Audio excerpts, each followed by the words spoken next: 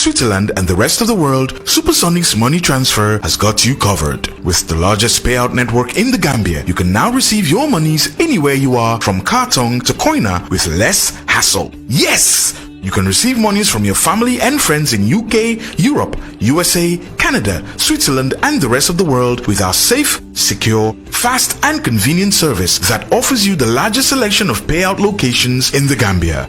Supersonics Money Transfer. We are currently in 34 African countries and counting, giving you quality money remittance services that are second to none. Visit the Google Play Store or the Apple Store today to download the Supersonics Money Transfer app and enjoy excellent money transfer services only with Supersonics.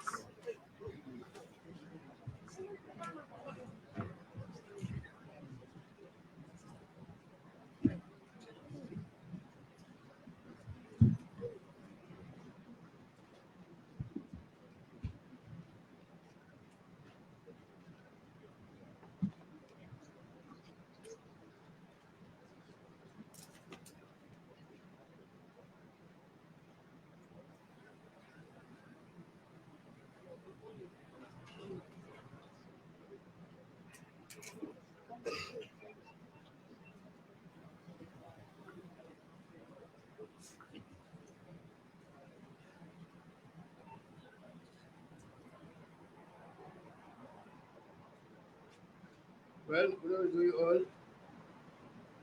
Let's start with silent prayers, please.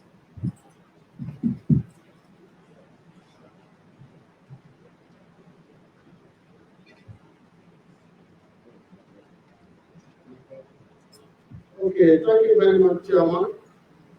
Maybe now we can go straight into deliberations of the day.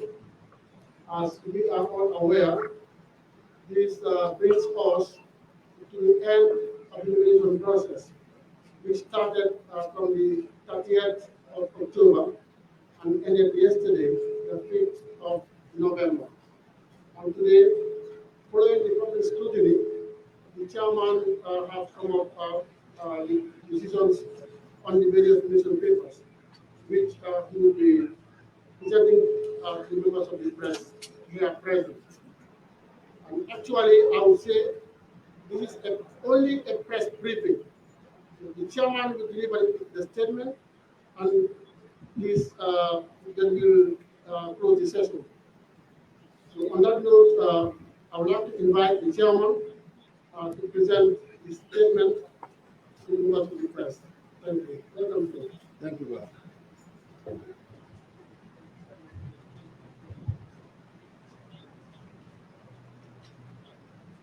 Following the successful completion of the nomination of candidates for the contest of the general election of 4 December 2021, and after a thorough and careful review of all the nomination papers submitted to the Electoral Commission by the various aspirants, I hereby give the outcome of the nomination of candidates as follows. Cancellations. 1. Matthew Gomez, Independent. DFA, APP, Mdiase, Independent, and Modiba independent. Disqualified candidates. 1. Joseph Henry Youth, independent. He did not comply with Section 42(2)(a of the Election Act 2009 in the sense that he submitted support of nomination by registered voters on notebooks and not on the legally prescribed form.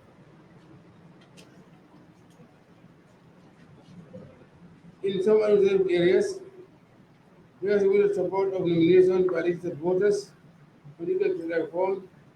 He submitted the support of nominations by less than 200 registered voters as opposed to the legal requirement that the candidate for election to the office of president shall be nominated in the prescribed form Part 1A of the fourth schedule by not less than 5,000 voters whose names appeared in the list of voters, with at least 200 voters being drawn from each administrative area. Joseph Henry Youth nomination is hereby rejected in accordance with Section 47 1 of the Elections Act. 2. Mary Stoke, independent. She failed on 42(2)(a), being that she did not submit the legally required number of support to nomination by registered voters. She did not fulfill the requirements contained in Section 42(3) that every nomination under Section 2 shall be subscribed by the candidate who shall make the declaration contained in the relevant form and by the person nominated for him or her. She did not submit a signed code of conduct ethics as per Section 92(2) of the Elections Act. She did not submit the assets declaration form as per Section 42(7) of the Elections Act. Mary Stoke's nomination is hereby rejected in accordance with Section 47(1) of the Elections Act. Number 3, Alaji Mari Kurang, independent. He submitted nomination forms in the name of an unregistered political party, namely GYC Change. He did not comply with 42(2)(a), being that he did not submit the legally required number of support to nomination by registered voters. Alaji Kurang's nomination is hereby rejected in accordance with Section 47(1) of the Elections Act. 4. Ibrahim Atawu Romane, independent. He submitted symbol in the name of an unregistered political party, PAP. He did not comply with Section 42(2)(a of the Elections Act, being that he submitted support of nomination by less than 5,000 registered voters. Ibrahim Atawu Romane's nomination is hereby rejected in accordance with Section 47(1) of the Elections Act. 5. Moduba, independent. He did not comply with Section 42(2)(a in the sense that he submitted support of nominations by less than 5,000 registered voters only from West Coast region and none from other administrative areas. Moduba's nomination is hereby rejected in accordance with Section 47(1) of the Elections Act. 6. Bankole Yao Yoyo Ahadzi. He did not comply with Section 42(2)(a), being that he submitted support nomination by less than 200 registered voters from some administrative areas. Bankole Yao Yoyo Ahadzi's nomination is hereby rejected in accordance with Section 47(1) of the Election Act. 7. ANRD Lamin Satu Boya. He did not comply with Section 42(2)(a in the sense that he submitted support of nomination by less than 5,000 registered voters. Lamin Satu Boya's nomination is hereby rejected in accordance with Section 47(1)(a of the Act. 8. DMC, my Ahmed Party. He has not complied with Section 42(2)(a), being that in Banjul and Philip area, is whether the support of nomination by less than 200 registered voters, as opposed to legal requirement that the candidate for election to the office of president shall be nominated in the prescribed form 1A, part, uh, form 1 part A of the first schedule, 105,000 voters whose names appear in the register of voters with at least 200 voters from each administrative area. My amendment is hereby rejected in accordance with Section 47(1) of the Election Act. 9. Human case Camera, independent. He did not comply with Section 42(2)(a), being that he submitted support of nomination by less than 5,000 registered voters. He did not comply with Section 42(3) of the Election Act, that he did not submit a declaration contained in the relevant form. He did not comply with Section 42(7) of the Election Act, that he did not submit his assets declaration on the legally presented form. He did not submit his code of campaign ethics and thus not comply with Section 92(2) of the Election Act. Number the case Camara's nomination is hereby rejected in accordance with Section 47(1) of the Election Act. 10. CA Ismail Sisi. He has not complied with Section 42(2)(a) in that in Banjul Asbili area, he submitted the support of nomination of less than 200 registered voters as opposed to the legal requirement that the candidate for election of the office of president shall be nominated in the prescribed form 1 part A of the first schedule by not less than 5,000 voters whose names appear in the register of voters with at least 200 voters from each administrative area. This Malaysian nomination is hereby rejected in accordance with Section 47(1) of the Election Act. 11. Gano, GANU. Sheikh Tijan Haidar. He has not complied with Section 42(2)(a), being that in Banjul and area and Mantakung area, he submitted the support of nomination by less than 200 registered voters, respectively, as opposed to the legal requirement that the candidate for the election of the office of the president shall be nominated in the prescribed form 1 part A of the first schedule by not less than 5,000 voters whose name appear in the register of voters with at least 200 voters from each administrative area. President Haidar's nomination is hereby rejected in accordance with Section 47(1) of the Election Act. 12. Gap. Alim Sow. The nomination of Alim Sow is hereby nullified by the Independent Electoral Commission due to the fact that forgery has been detected on the support nomination form. This is classified as an offense in Section 112(a) of the Election Act. Alim Sow's nomination is hereby rejected in accordance with Section 47(1) of the Election Act. 13. Sheikh Matar Nyang, independent. He did not comply with Section 42(2)(a) in the sense that he submitted support of nomination by less than 5,000 registered voters as opposed to the legally required number.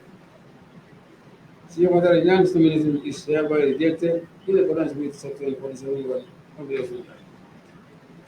14. Papa Fall, independent.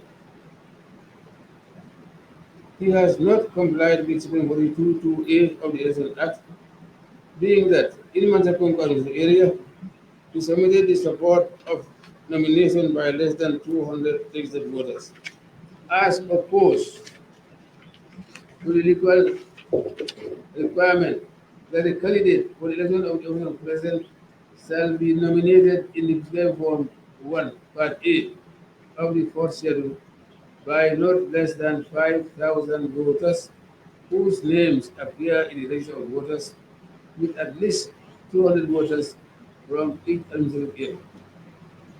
Papa's nomination is hereby rejected in accordance with Section 47(1) of the Election Act. 15. DP Yusufa A. Dumbuya.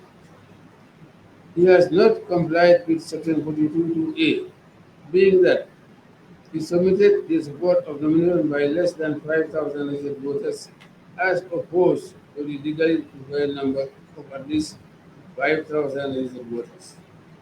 The AWS nomination is hereby rejected in accordance with Article 71 of the Election Act. And now those qualified to contest the elections from 4th December. 1. Ian Seludabo, duly nominated. Ian Seludabo's nomination is hereby accepted in accordance with Section 46 of the Election Act. 2. GDC Mama Kande. Mama Kande's nomination is hereby accepted in accordance with Section 46(1) of the Election Act.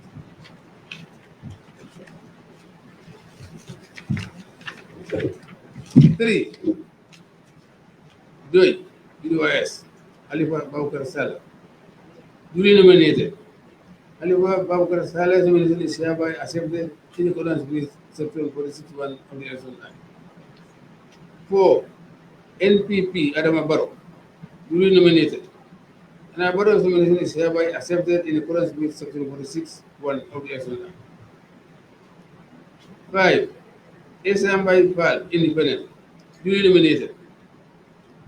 Esambai Pal's nomination is hereby accepted in accordance with Section 46(1) of the Election Act. And 6. NUP Abdullah Ibrahim Jami, duly nominated. Abdullah Ibrahim Jami's nomination is hereby accepted in accordance with Section 46(1) of the Election Act. Well, this is it. Thank you all very much. Thank you for your attendance. Okay, thank you very much. Please add Mr. President. Thank you. All right.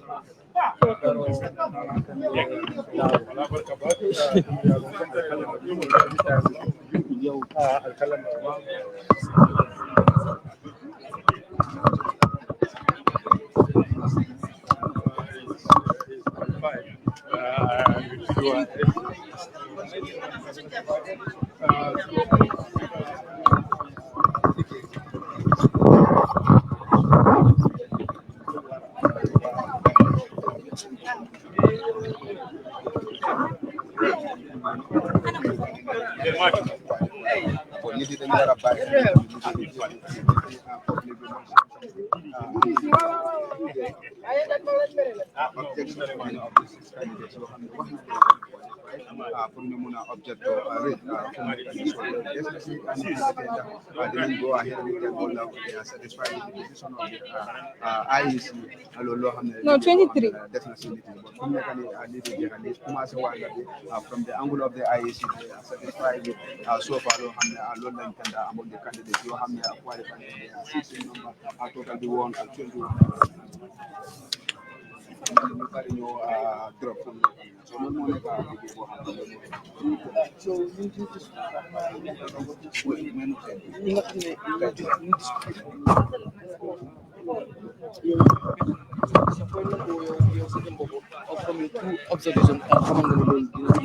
no xam nga lii du liggéey caaxaan te liggéey loo xam ne moo nekk liggéey pour ku war a jiitu dëkk bi nii loolu du war a nekk liggéey caaxaan dafa war a nekk liggéey boo xam ne dañ ko war a téye fula fayda so dafa important torop pour ñu def ko si anam boo xam ne dañ ko war a thoroughly scrutinize te lii nekk na loo xam ne daal gars yi scrutinize nañ ko check nañ ko te wone nañu ne fu mu nekk nii lii lañ def liggéey boo xam ne la man beetut ma te lii la war a doxee dañ war a check every candidate ñu war a gestu ko ñu xool ndax kayiti yëpp lu mu isi jarna wala aduna luwa be so lii loo xam ne liggéey boo xam ne ne recommend na IEC bi de def nañ liggéey bu rafet léegi ñu disqualify ñoom am nañ a chance pour dem pour ñëw indi objection about li nga xam ne disqualify bi nga xam ne def nañ leen ko. No, the decision of the IEC chairman cannot be challenged in this issue. This is the final decision below. Maybe, yeah. Another election or nomination. Nomination. This election. They give their verdict based on the election act. You must be qualified on the election act. Luai ñoo xam ne moo fa nekk te lu mu wax yëpp am na region yu bari sa lu leen daanal moo nekk region bu nekk da nga war a am at least 200 registered voters yoo xam ne ñoo war a file in sa nomination bi te loolu nekk loo xam ne nit yi mënuñ ko yeneen yi benn place rek lañ ko jëlee te dañ wax raw tundo yëpp da nga war a jël foofu nomination seulement yeneen yi ñu ne fraud lañ def yeneen yi wala symbole yeneen parti lañ jël loolu moo nekk loolu moo leen disqualifié loo pour ñu taxaw loolu moo nekk problème bi fu mu nekk. lu xew noonu Keks est-ce que kon du wax ne ñu bari dañ doon wax ne ñi they are not serious dañ bëgg a jos ñëw pour nit ñi xam leen parce que boo xoolee dafa mel ni ko ne est-ce que ñoom prepare all the necessary information jot nañ ko pour mën a xam ne lii du yëfu caaxaan parce que boo xoolee nga dem def li nga xam ne mooy parce que ci mel ni Ibrahima Tabaro Maane moom lu mel ni fraud lañ ko jiñ ak ci ñeneen ñoo xam ne duñ dee am 200 votes from each region parce que dañ ne each region you must have 200 votes from there so loolu yow est-ce que gars yi preparation bi mu war ñoom def nañ ko pour gën a mën a xam information about IEC requirement ak nan nga war a def ba am lépp intact pour nga mën a qualify di dafa nekk loo xam ne lu doy waar la because ak am na kayit boo xam ne loolu lañ la yónni pour wax la ne lan nga soxla ak lan nga soxlut pour nga mun a qualify so loolu su waree demee nit yi defuñ loo xam ne loi bi loolu la waxee loolu dafa mel ni ne fu mu nekk ni gars yi daal dañu bay gestut wala xoolut kayit boo xam ne loolu lañ jox pour requirement because suñ la ko joxee dañ ko binda mu set wécc ne lan nga soxla ak lan nga soxlut so loolu dafa nekk loo xam ne daal dama foog ne they are not serious wala nekkuñ ñoo xam ne ñu ngi bàyyee xel loo xam ne loi bi loolu la leen sant. CA Dr. Ismail Ceesay loolu moo mag loolu surprise bu mag la because CA dañ leen gis as a serious contenders soo ñëwee si election bi nii ak lu ñuy wax ñoom ñu war a dem ñu war leen reject loolu dafa nekk a shock to the whole nation bi because CA fu mu nekk nii démba lañ dugg si politique bi but dañ change they are game changer soo ñëwee si politique bi am na loo xam ne taxawaay boo xam ne loolu lañ def foofu so ñoom suñu waree reject rek loolu dafa nekk loo xam ne daal def ñu beta ñun citizens si. so kon est-ce que si duñ gis lot of léegi alliance. waaw loolu léegi ñi nga xam ne ñu jéem a xool fan la ñuy dem ci yenn partis la ñuy bëgg a bokk wala yenn independent candidates la ñu bëgg a àndal loolu kay xam naa ne dina am because ñoom tamit duñ bugg a toogee noonu so yaakaar naa ne gars yi dinañ commencé pour shift seen allegiance to yeneen parti yoo xam ne loolu lañ war a nekk benn independent candidate lañ accept all independence rep Essa Faal rek moo ko so Essa Faal tey ñu accept ko te ñu bëri am na ñu doon wax ne ñu bëri sax boo doon xool parce que yaa ngi doon dem si people opinion yaa ngi doon gis ñu bëri doon wax ne Essa Mbaye Fall maybe am duñ ko accept so moom gis nañ am all those independent candidate moom rek lañ accept kon dafa mel ni sometimes yenn rumo si jarul di bàyyi xel waaw jërëjëf so loolu moo nekk loo xam ne daal fu mu nekk nii def beeta ñu bari because wax bi bari na moom démba la ñëw xeeg naa loo xam ne lifin bàyyi fooguñ ko bon ñu ñëw ñu fekk ne apart from all the almost 12 independent candidates ñoo xam ne they were interested he is the only qualified person that loolu wone na o send na signal bu bari ne he is serious about lu mu bugg pour taxawal loo ma nekk presidency in this country loolu moo xam ne dinañ ko recommend bu baax dinañ ko congratulate ñu ko wane congratulation for a successful nomination. ban message nga am wala ban observation after ban analysis nga def after all the process since 30th October ñu start li nga xam ne moo di nomination process bi ba tey nekk on the 5th November ñu joxe li nga xam ne mooy the results those who are accepted and those who are not accepted so loolu yëpp yaa ngi doon ñëw wala yaa ngi doon observe so ban kii ngay joxe ban rate ngay jox IEC ci this year's nomination. waaw IEC def nañ liggéey bu nice liggéey bu rafet te they were so bold fu mu nekk nii ragaluñ liggéey bu ñooy def dañ koy àndal ak loi ak satra te foog naa ne luñ def fii depuis commencing from the whole process of registration bi def nañ registration bi ñu ubbi bunta yi ñu tey netaal yi yëpp koo xam ne register na pour nit yi dem public scrutiny nga xool koo xam ne turam bi dugg na si registration bi te war faa nekk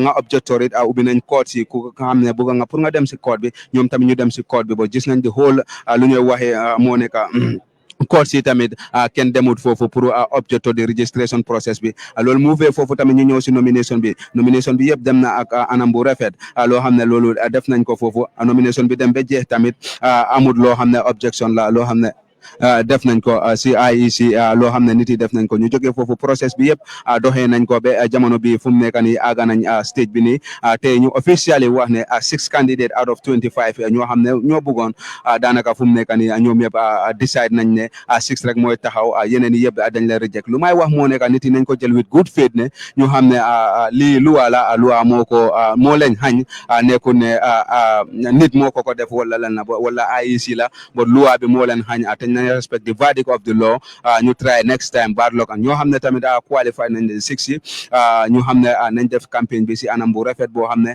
ñu xam ne lu ñooy def moo nekk ne ñoom yëpp they have a good intention for this country ñoom yëpp dañ bëgg pour ñu am Gambia boo xam ne ñëpp dinañ bëgg a Gambia mu dem si kanam kon sooy defee loolu foog naa ne jarut ay xee wala ay saaga ne nañ ko def si anam bu rafet kontaan nañ si liggéey IEC bi tamit seen bunta bi tamit ubbee nañ ko journalist yi ak media yi ak political representative pour ñu ñëw fii ñu dégul what will be the outcome loolu transparency la wone nañ ne fu mu nekk ni starting bi IEC wone nañ ne they are ready for the game te dinañ nekk ñoo xam ne they will be a good referee nañ push ñu dem rek si trend bi continue yaakaar nañ ne dinañ am élection boo xam ne kenn du go against the results bi su fekkee sa parti bi daanu na this time léegi from this nan ñu jëm war a jëm ci campagne on the 9 rather which is this Tuesday coming so campagne bi war a start ba ñu war a jëm ci élection léegi dos ñëpp xam nañ ñan ñooy running for the office ñëpp xam nañ kan ñan ñooy jongante ñan ñooy xëccoo léegi def naa ni public bi askan wi xam nañ ñan lañu war a sànnil carte ñan la ñuy tànn ci ñooñ parce que xam naa ne benn rek moo war a mën a génn parce que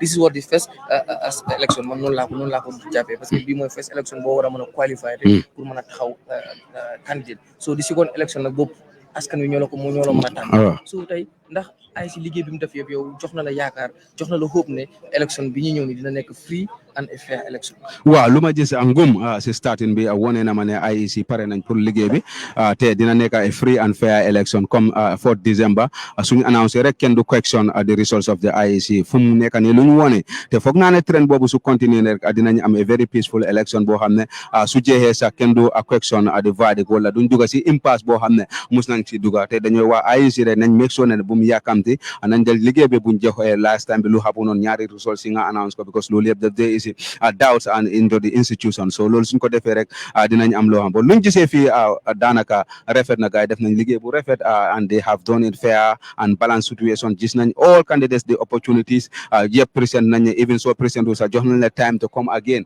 pour nga isi sa file bi yëpp loolu yëpp just to give you the room nga do the right thing loolu wone na ne IEC pare nañ pour liggéey bi te yaakaar nañ ne dinañ am loo xam ne daal dina correct. The big surprise mooy Ismaila Ceesay waxoon nañ ko but nan la ko parti wala militant wala ñi doon hope ci pour ànd ak moom nar a receiver that this message est-ce que fu nekk a very big disappointment ci ñoom. dafa nekk loo xam ne daal ñëpp la sax even soo nekkul CA sax dangay nekk loo xam ne daal lii def la better na man I was not actually expecting it te soo bàyyee ñu bari sax dañ nga so loolu moo nekk moom mooy the biggest surprise boo xam ne loolu mooy nekk di talk of the town bi because CA gis nañ ne they are serious contenders te bu ñëwee si politique bi wone nañ ne lan lañ bëgga so ñu war a toog fii nekkul ne lu wala bot loo xam ne yow yaa ko war a provide failure to provide that loolu dafa nekk loo xam ne daal failure bi si seen side bi la bokk te foog nañu parti like CA war ñoo nekk si ñoo xam ne daal they will be found victim of their own failure loolu dafa nekk loo xam ne daal daw na yaram te foog naa ne process la and this is the first time dinañ nekk loo xam ne daal dinañ si jàng. ñoo toogoon fële di analyse before the announcement léegi announcement nga gis ne am na 6 candidates rek lañ am du ma wax sax si ñi nga xam ne ñoom lañ disqualifié du ma wax sax ñu disqualifié mais ñi nga xam ne ñu leen accept def naa am nañ 6 candidates yoo xam ne ku ci mel ni lawyer Ousainou Darboe accept nañ ko Mama Kandeh accept nañ ko Khalifa Sallah nga am ki nga xam ne Essa Mbaye Fall and he is the only candidate independent candidate buñ accept among all those independent aspirants yi nga xam ne bëggoon nañ ron li nga xam ne moo di office tey after this announcement tey ban analyse ngay def ci this announcement ñi accept ak ñi nga xam ne accept buñ la. Yeah, so jërëjëf thank you very much so man suma analysis moo nekk rek comme foog naa ne expect nañ lii like xam nañ ne nekkul yëpp o ñëpp ñu submit seen nominations bi ñoo ko make to the next round ñooy qualify pour contest for presidency waaye lu xew mooy comme IEC foog naa def nañ liggéey bi seet na eneen tamit wax nañu si ban luwa lañ jëli seen qualification ak ñun qualification so lii lu mu woon rek mooy comme bul jóg rek nga wan ne da nga war a daw for presidency wala da nga bëgg a contest for presidency so yeah so come the rejection of most of the candidates is very embarrassing, you know, simply because you have supporters in each of these regions. So you know the requirement is you need to have 200 registered voters in each of the administrative areas. So I think it's complete negligence that they cannot easily do that. And if you know you are not able to fulfill that requirement, why do you submit your nomination form in the first place? So it is shocking to see the caliber of candidates that have been rejected simply because of that part of the requirement. But yeah.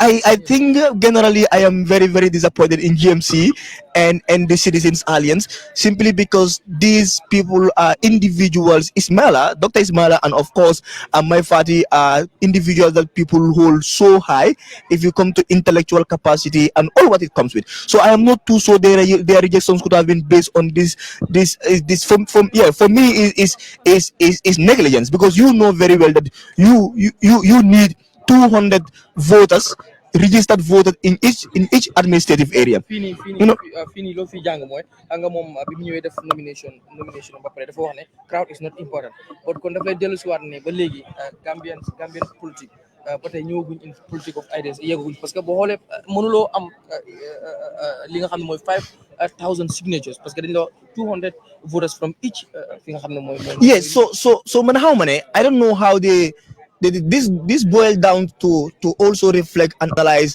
our whole process of registration of political parties because a similar process and a similar demand is needed that you have to get voters from each of these regions. So you will see that this is a clear indication on how political parties and politicians imagine sometimes will just fraud some of these and you know and nominations. They Aliu Forge. So you could see that generally people that are up there that are emerging to be our leaders in the first place look for that seat very honestly and then not taking it serious. I am really shocked with everybody's rejection, especially most of the candidates that are rejected on the basis of we are not able to take 200 voters in each administrative area. So considering that we have over 100,000 voters in Basse, over 100,000 voters in CRR, over 100,000 voters in North Bank, and you know, counting the number of voters, and you're not able to at least get 200 voters to sign your nomination form for you. What does that indicate? What does that send to the Gambian people is that we are always in a haste to pick up leadership, but we don't want to go through what it takes. You know, it could have been probably other qualification.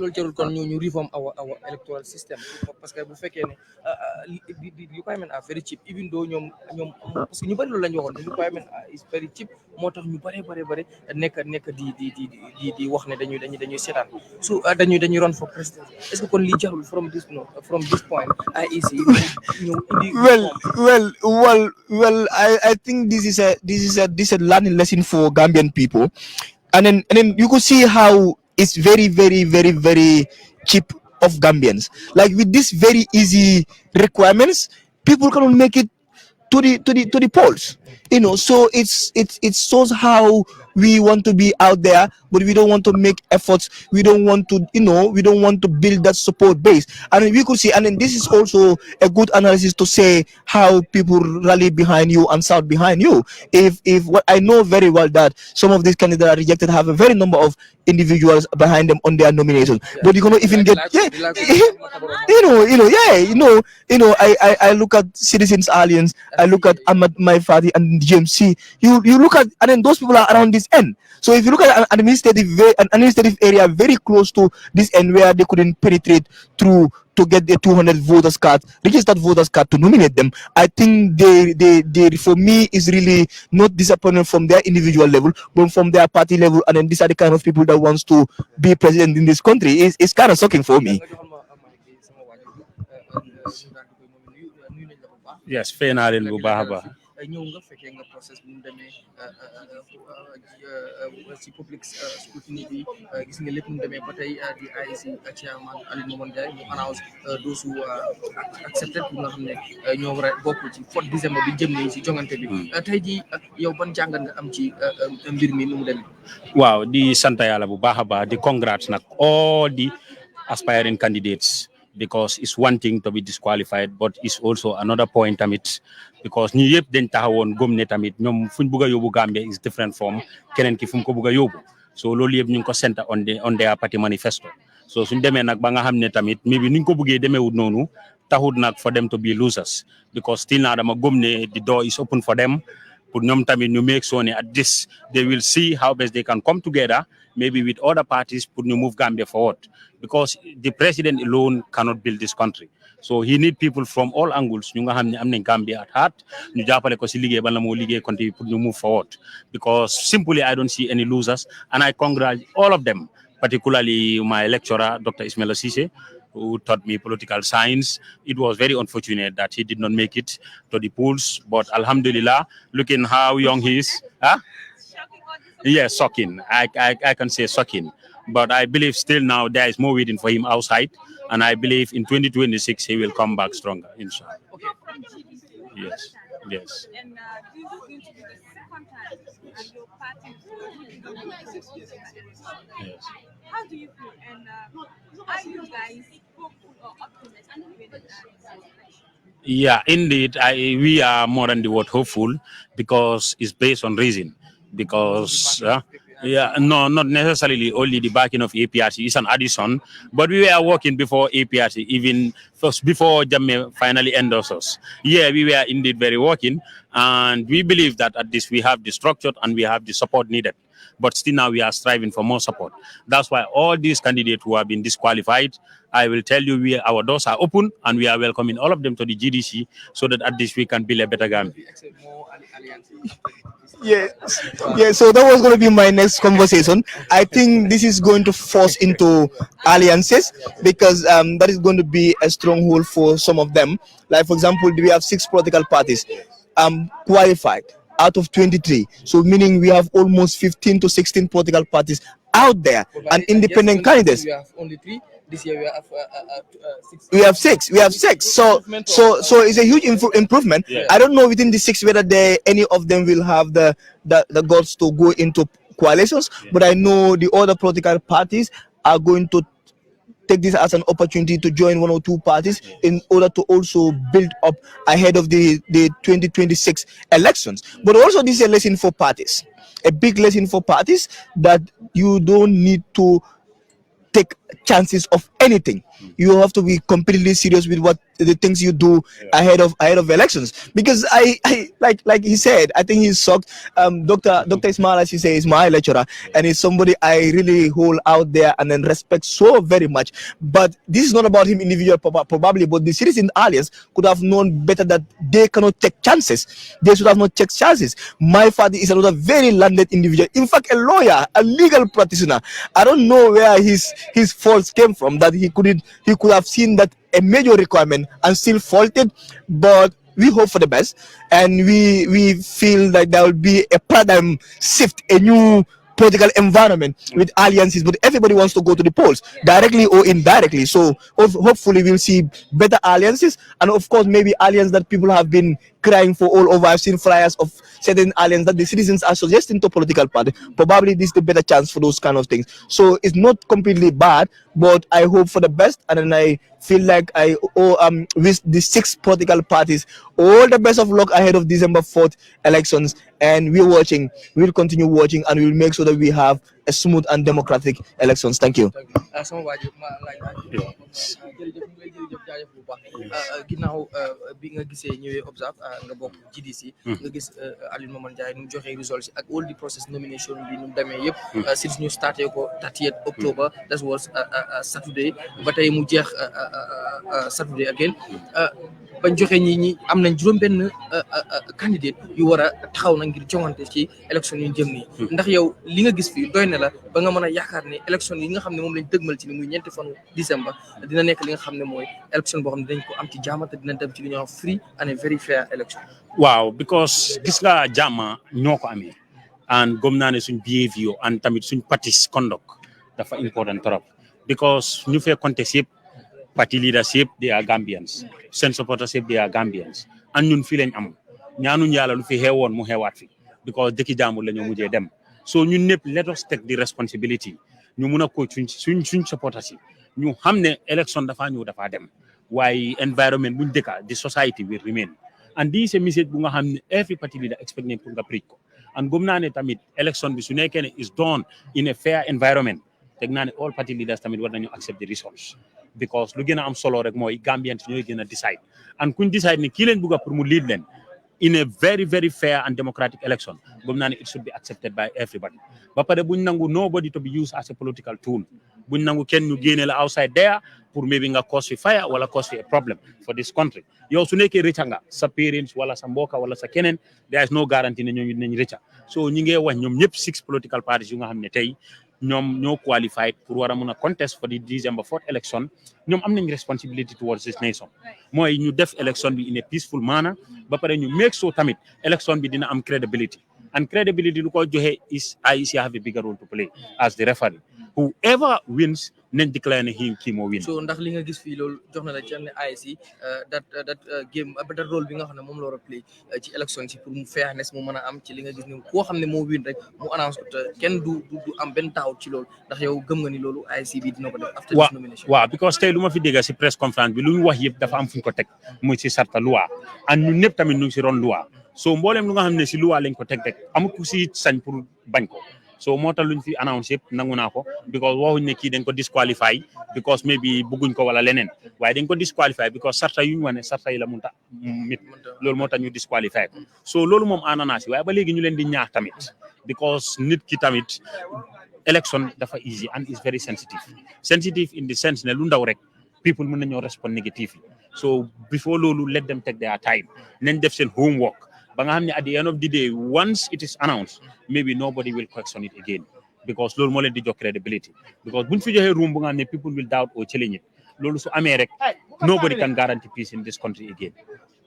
ok balaa maa jox ay sax xëy na am na lu mu la bëgg a laaj moom ndax information bi kii di seen party leader seen flag bearer bi Mama Kandeh jot na ko ak tamit gisoon nañ ne balaa muy jot am na panique ñu bëri paniquoon nañ militants yu bëri wala parti sympathisants yu bëri paniquoon ne man sama candidat ndax dina qualify or not est-ce que yéen seen side noonu la demee woon ak tamit information bi ndax Mama Kandeh àgg na ci moom ak bu fekkee àgg na ci moom nan la ko recevoir. waaw honorable Kandeh dee buñ ko nominaté lu mu doon xaar mooy moom ku ko ñëw join pour gars yi dem si December 4th pool si loolu la doon xaar waaye xelaati GDC nekkutoon ne mama dina jàllanda du jàlla loolu maybe yeneen participants amoon woori bi because loi yu ko nominate on 2016 di same loi yi ñoo fi nekk te ñoo ko war a nominate 2021 and experience baa ngi fa and def nañ coordination bi moo tax lu ñu doon xaar kan ak kan mooy join honorable Kandeh pour ñu contest December 4th election bi waaye du woori bu nga xam ne mi ngi woon biir GDC because def nañ suñ homework and everything was submitted accordingly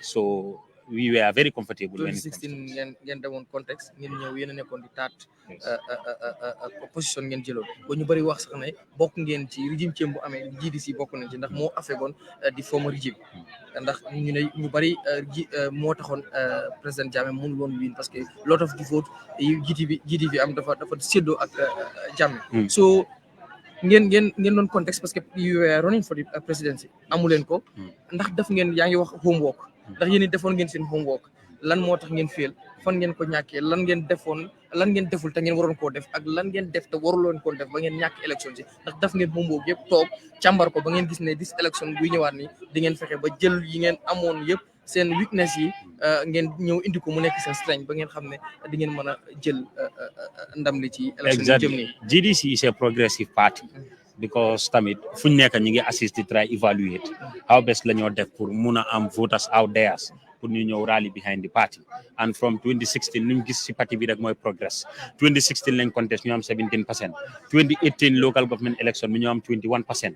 so tey maa ngi laa wax ni GDC suñ contestation election amul kenn ku nga xam ne dina nekk si kanamam lu dul si gannaawam and lii yëpp lu ñu ko amee because from 2016 ni ngay ci jàngale nekk from 2016 ni ngay seet naka la ñu improver parti bi from 2016 lu ndaw lu ñu am ñu ngi ko seeloo Gambian si from 2016 ni ngay try pour build an institution not to be around an individual but an institution bu nga xam ne dina fi last for hundred of years and lii yëpp dañ gis ne understand we owe it to the Gambians moo tax nag from 2016 parti bi progress rek la nekk di def and gëm nañ ne tey suñu waroon a oote élection kan de ñëpp si gannaawam la ñoo ne ok Aïssa ok ñu balaa ma lay bàyyi nga dem ma jeexal ak yow lii parce que gisoon nañ ne Mama Kandeh am na sax benn media house bu bindoon ci moom di wax ne bokk na ci politicien bi gën a yaru bi gën a decent ci ni muy waxee ci lépp boo xam ne yu bari duñ ko ci dégg boo recently ñu gisoon rally bu mu xooloon fi nga xam ne moo di Buuba Zone di former président amoon ay kàddu yu mu yëkkati woon foofu ci mitinam est-ce que loolu tamit du doon indi ba ñu bari ñaawlu ko est-ce que loolu Mama Kandeh du am lu mu koy yàqal. non dëkk bi yëpp jaama lañ bëgg an si jaama la yëpp xëcc muy GDC muy beneen parti bu fi nekk waaye luñ gëm rek mooy mboolem lu xew gëm naa ne lesson la for everybody so ñu try set correct because Gambia is bigger than all of us so this is the message of the party seen bu mu stabiliser up to date and parti bi am na lu ñu xamee te gëm naa ne si loolu rek la ñoo continuer waaye di congrats tamit di no to alliance movement bi because ñoom tamit rally nañ behind the GDC and gëm naa ne Taylor State House gën a yomba ni démb so moo tax ma ne leen ne Kandeh lu ko faa dugal mooy between ñu nag élection tey suñ ko dóoroon Kandeh mu dem State House because liggéey nañ ko ta yaakaar baam jërëjëf ñu ngi lay jaajëfal Aïssa su ko defee rek ñu gis nga lu fi jot a xew yëpp to di nomination process bi ba ñu def announcement and then ñu ngi fi woon since day one di report lépp so nan ngay wax ñi nga xam ne ñu ngi seetaan sa suñu mbokk yi mandika yi ak tamit ñi nga xam ne ñoom lañ reject su ko defee rek nga limalaat ko gaay nga fàttali leen ko wax leen ko ndax am na soo du ñàkk am na ku ñu dab bëgg a xam ñan leen accept ak ñan lañ reject su ko defee rek nga jaaraat ci loolu xam naa da nga koy def ci soose balaa loolu su ko defee ñu doog a mën a tàggatoo Aïssa. Thank you very much, Garmi. Baden Jibere and Beben Jibeka Nintendana. Image so good to live Mumu Janki election house in Canada. Me chairman of IEC. A declaration of the national election procedure solar and then the nomination with Tanya last week Saturday for Kunumyan for Yakumfa and the public scrutiny. Citizens or ordinary citizens so a chance to know Canadian Kajibeko Itola candidates so let me paper letter submit to IEC now officials but covering IEC assessment okay or I think all the things that it is necessary if it's done and chairman Ali your cancellation also from Nana three parties maybe Matthew covers and APP and nomination or cancel Nana to more really disqualify run for December elections for Joseph Dabo Joseph one of the requirements you have to bring your notebook. It includes all your policies and everything. Marisok nak mu nekk jigéen boo xam ne dama ko doon séntu okay thank you Marisok mi nga xam ne maa ngi ko doon séntu woon moom tamit mu nekk the only female to run for December 4th elections ba tax na nag moom tamit disqualified nañ ko because gis nañ na number of voters yoo xam ne 200 voters yoo xam ne nit loolu la dee am si constituency bi te Marisok wala soto because ñaaje requirement so le min fo wala ñinti ko you have to provide 5,000 voters but 200 from each administrative constituency across the country IECO requirement lady nanata fanang nanata ala as sign or ala code nying sign code nying awofana man submit and ala asset declaration nying mi alon ko we've seen mo jama politician Jamal anyin tamena wali la asset sulta ya declare jas ke public la attention pour mol yalon ko yemun soto nanata fanan Mamadi Kura la karola o fana bi je Mamadi Kura ni mari sok ma nyodam fenna bay Mamadi Kura nyaaje ya disqualify ate fana mo 200 people all tano voter registered voters sotono were in one of the administrative constituencies Gambia Konoja Ibrahima Tabora Mane Ibrahima bu Tabora Mane daf ma surprise a lot boobu ñu bari la surprise ndax xam nga ba mu ñëw nomination dafa àndaale mbooloo mu bari moo tax it léeg-léeg ni ko gars yi di waxee léeg-léeg sa mbooloo dina la nax indiale na mbooloo mu bari mais waaye boo gisee dafa am ñett yi ñoo sok ñu bari xam nga ndax yaa ngi ci bàyyi xel bokk na ci Citizen Alliance seen leader yi Ismaila Cissé GMC dat of Mama May Fati nga ñëw am tamit ki nga xam ne mooy Taboro Mané ñu bari expect guñu woon parce que am na ku ñu bari sax kuñ doon xaw a jiixi jaaxa mais kooku moo ñëw jàll ci kaw ñooñu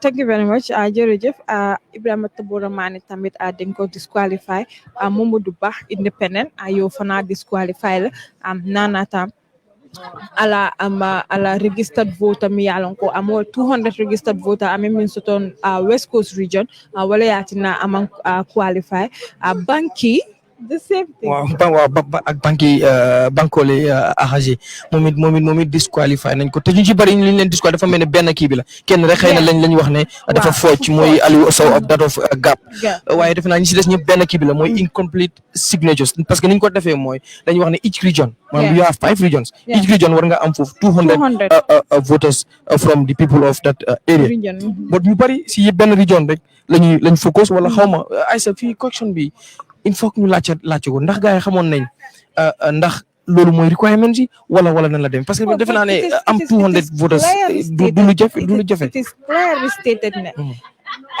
war nga am 5,000 registered voters across the country but 200 from each administrative region so that is clear, that is totally clear. So I don't know why ñoom yëpp amuñ that certain amount of number. Okay, and ñu ne Lamin Satu Bojang moom tamit amut loolu ñu may Ahmed Fati ñu ne moom tamit the same thing moom tam loolu la amut same thing and Mr. Camara the same thing CA moom Banjul rek a ko dese woon because amut 200 from Banjul and Ganu mi nekk Cheikh Tidiane Haidara parti bi boobu tam amut ko and then Aliou Sow mi nekk Gap kooku nag ñu ne the forged documents which I think it's unacceptable. Yeah, definitely. And then your intention was to run for the highest office and very then bim jógee feeling wax mooy his first li mu njëkk a def bu ñuy at office mooy to eradicate corruption. So how can you eradicate corruption si xam ne day forge documents? So it is very embarrassing, really embarrassing. Indeed. So as a kon nga ñëw ci ñi nga xam ne those people who are accepted def na 6 candidates now. Yes. 2016 we have 3. That was the former President Jammeh and the coalition 2016 that's Adama Barrow and Mama Kandeh. This year we have Kandeh again and then you have the NPP but because of this time Barrow is nominated in different ticket. Yeah, under the ticket of NPP. NPP. Yes. Nga ñëw am tamit Ensa Fall, the only independent candidate. Because amoon nañ lot of independent candidates, the like of Mamadou Bawan, Mamadou Batu, ki nga xam ne dem na back, ki nga xam ne mooy NPP. So 6 candidates ñu am and then lawyer Ousainou Darboe nga xam ne ku nga xam ne ñu bari ñu doon jiixi jaaxane whether he will be qualified or not because of for some certain reason you guys don't joxe but gis neen at the end of the day moom lañ njëkk a announce ne moom moo njëkk qualified. It's good the media is here to clarify some of the things that were out there since morning because a lot of fake news was circulating on the internet in our society that Ousainou Darboe and others are being disqualified. So we heard it from the horse's mouth. Ñoom sa ñëw nañ toog ñu ne these are the number of candidates ñoo xam ne ñoom ñoo qualified to run for office. It's 6 and Ousainou Darboe which under the ticket of UDP is among those that will be running for this year's election. We've seen Mama Kandeh from GDC, PDYS, Halifa Sallah, and NPP, which is Adama Barrow, and Esa Mbye Faye running under the ticket of an independent candidate, yeah. and also Abdullah Ibrahima Jambe, NUP. Anyway, so first of all, ñu njëkk a wax rek mooy congratulations to all Congratulations to those who are accepted. Waaye tamit everyone. di nga wax ñi nga xam ne tamit accept wuñ leen nii rek la ñu ngi ci réew moo xam ne démocratie la. Yes, su ko defee ku ci nekk nga learn from your mistakes wala foo ko get wrong parce que tamit élection nekkul 5 years bii rek la parce que defe naa am nañ élection député yi ñu ngi ñëw. Yes. Local government election dañu am yeneen élection yoo xam ne but li ma wax rek mooy let them learn from their mistakes su ko defee ñu gën a mën a taxaw ngir mën a jëmal Aïssa defe naa ne this is the end. waaye balaay loolu defe naa ne tàmbali woon nañ li Saturday on the 30th of October nomination ba tey ji ci samedi bi mu nekk di end parce que si lañ announce lépp so balaa may wax am naa message from IEC liggéey bi yëpp rafet na jaar na ci yoon nit ñi ñu ngi doon ñëw di def seen liggéey nomination bi di nomination process lépp dem na ci jaar na ci yoon candidate tamit ñoom it ñëw nañ seen militant si seen supporters si ñoom tamit ñëw nañ ci jàmm ci dal def seen candidate nominate ñu dem toog déglu results yi so lii lañ doon expect gis nga tamit di sécurité ñooñu faaw tamit ñu jaajëfal leen bu baax ñoom ñu ngi woon throughout the nomination process def nañ lépp jàmm amul benn problème bu fi am gis nañ ne lépp jaar na ci yoon assess nañ lépp so the media tamit a big very very big thank ci ñi nga xam ne ñooy media bi ñoom tamit ñëw nañ every media houses ñëw nga fi def sa liggéey nu mu waree report nga accordingly defe naa ne lii tamit la ñu séntu ci campagne bi because of on the 9th of this month muy which is this Tuesday coming si la ñu war a tàmbali li nga xam ne mooy di campaign so ñu ngi all the media IEC di party militants di party leaders ñoom ñëpp niñ ko defee woon ci nomination bi nañ ko continuer parce que before the nomination ñu bari ñu ngi doon wax ne dina am coow dina jaxasoo si xam nga moo tax boo xoolee fii fekk nañ fi a very tight security since day one so because of xam nga rek rumors yu nekk di dem so ñu xam ne those media bi tamit am nañ a very big role bu ñuy play in terms of those rumors circulating nañuy fexe di jox nit ñi a very good news di leen ko jox su ko defee ñu koy jot di mën a xam lu ñuy def so ñu ngi jaajëfal ñëpp ñi nga xam ne seen liggéey rafet na muy media bi di IEC commission ak ñi nga xam ne ñooy di security so nañ ko continuer nii ci campagne bi ñu def ko nga xam ne Gambia at the end of the day Aïssa Gambia mooy win so loolu daal la and we are expecting a free and fair election comme December 4 so ñu ngi jaajëfal ñi seetaan Gambian Talents TV ñëpp Aïssatou. Wow, Jerejef Gami, well, wonderful viewers. That's going to be the end of this election procedures here at the election house in Canopy, where we've just witnessed the chairman of IEC announced those that are qualified, those that had cancellation with regards to some of the requirements were not met, and also those that were not qualified to run for the December elections. Well, some good number of the aspirant candidates got qualified because they could not met the requirements of 200 least voter registered voters from the various constituencies across the country. And yes, 6 parties will go through for the December election race, which is NPP under the ticket of Adama Barrow under the ticket of NPP, lawyer Usainu A.N.M. Dabo under the ticket of UDP, and Halifa Saleh under the ticket of PDOS. And for the first time, Esa Fall, we are seeing an independent candidate coming on board.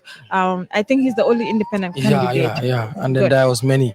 Yes, there was many. te moom sax ñu bari ñu ngi doon wax ne because xam nga dañu am naan da nga war a am 5 years yoo xam ne da nga war a nekk ci réew mi yoo xam ne yaa ngi ko ci réew ñu bari doon daawut loolu so moom sax accept bi ñu ko def xam naa dina am tamit ñu xaw a comme Ismaïla Cissé ni mu surprise ñu bari liñ ko reject ñu bari dañ doon wax ne Ensa Fall est-ce que duñ ko reject but xam naa ne Ismaïla Cissé moom mosuñ koo yaakaar parce que boo xoolee yàggoon na di def ay political activism di génn di dem di ànd ak gars yi di sensitize di dem si beach yi di dem fu nekk di sensitize so daal xawma lan moo goal right but waaye gis naa ne xam naa ne tamit it's a learning process for all those who are not accepted su ko defee ñu gën a mën a xam nan la ñuy ñëwaatee Aïssa. Thank you. And GDC under Mama Kandeh under the ticket of GDC, and last but not the least, Abdullah Ibrahima Jambe, NUP. So this is all we have for you today, and congratulations to all the candidates who will be running for this year's election, and we wish them all the best, and may the best candidate win. I think that's the most important thing.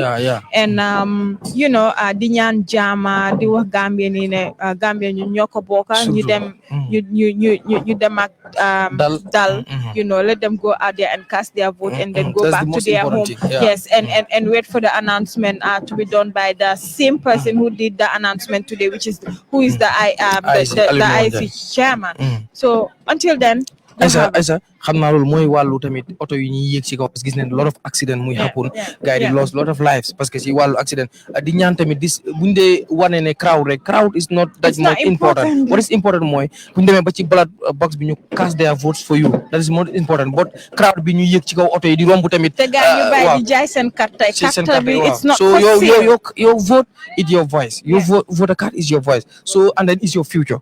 It's your future and it's your future of your children. It dictates how a country should be governed in the next 5 years, and I think it should be in a very good class. So nañ avoid loolu ak auto yu ñuy sarse bam fees nga xam ne ñi dañu nekk ci kaw. So def naa ne campaign bi da nekk campaign of ideas but not campaign of crowd competition. Suñu defee campaign of ideas, it's not need pour nga jël ñu bari yow ak sa executive rek man ngeen dem a particular place ngeen dem fo waxtaan ak askan bi. You don't need to nga am auto yu bari di teggaay ci kaw di jël gëlé yi di leen teg ci kaw. So ñu ngi just hope we will have a free and fair election. So loolu lañ ñaan yàlla def jàmm kon ba Tuesday ñu dig leen ne campagne bi dina door te di ngeen gis lot of coverages, different coverages from Gambian Talents TV. All right, thank you. Until then, do have a blessed evening. su ko defee rek ñu wax Moussa mu daal di rek def commercial break ñu daal di jeexal li nga xam ne mooy bisub tey bi tey di jaajëfal yéen ñu doon seetaan bu baax a baax boo leen fi gisee benn juumte rek ñoo ngi koy jégalu parce que ñëpp ay nit lañ ñun te nit mooy juum jaa ngeen jëf. Thank you.